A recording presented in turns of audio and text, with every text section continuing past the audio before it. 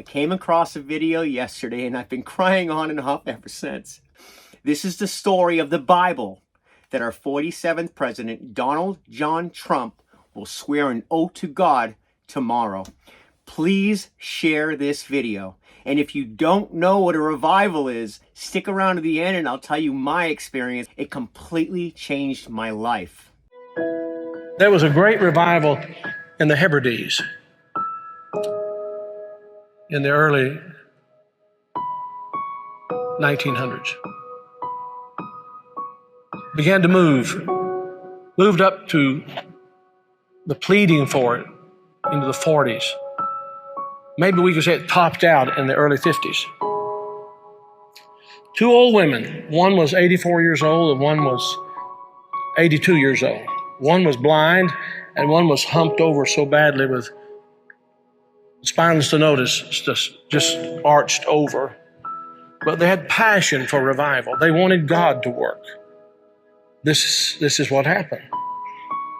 They couldn't even get out to the church to pray. They couldn't even get out to the church to worship. Their house became a place to meet. People came in. They got so passionate about revival coming to their Isle, the Isle of Lewis. They got so passionate about it. They confronted the preacher and wanted to know if he was thoroughly right with God.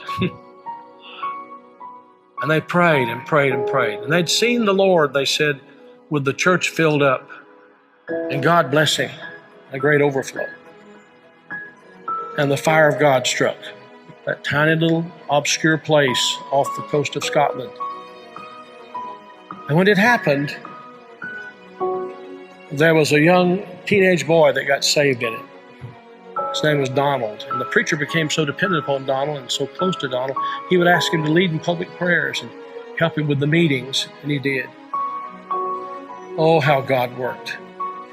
People began to hear about it, and the revival fire spread. It spread.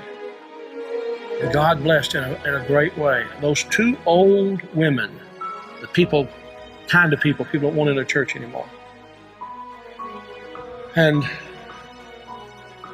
from that same island, there was a young girl who was a cousin to Donald Smith, who immigrated to America. Her name was Mary Ann Smith McLeod. She came to America in 1936. She met a man named Fred, and they were married. They fell in love. They were married. God blessed in a great way.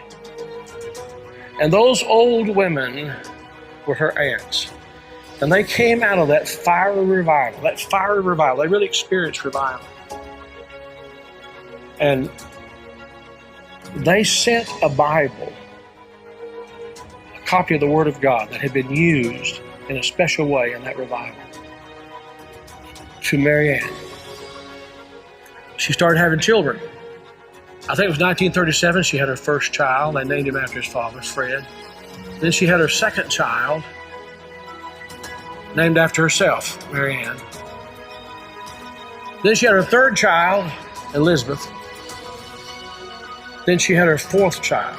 And she was so impacted by this teenage boy God had used in that revival in the Hebrides. She named him Donald. And she gave him that Bible, the Hebrides Revival Bible.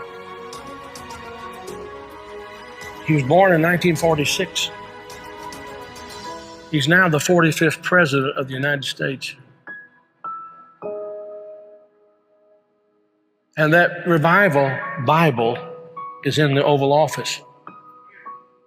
I'm saying to you, I don't know how, why, I don't know how it all comes together. But I believe God is putting some things together to give us just a window. If he could find some open people who know what the window's for. Can this be the time the window's open? Providentially, God has prepared the moment, and we will become the people of prayer, pleading with God. This is a plea. Wilt thou not revive us again? Will you be a part of that? Will you? Guys, I believe that we are on the precipice of the greatest revival, not just that this country's ever seen, but the world has ever seen.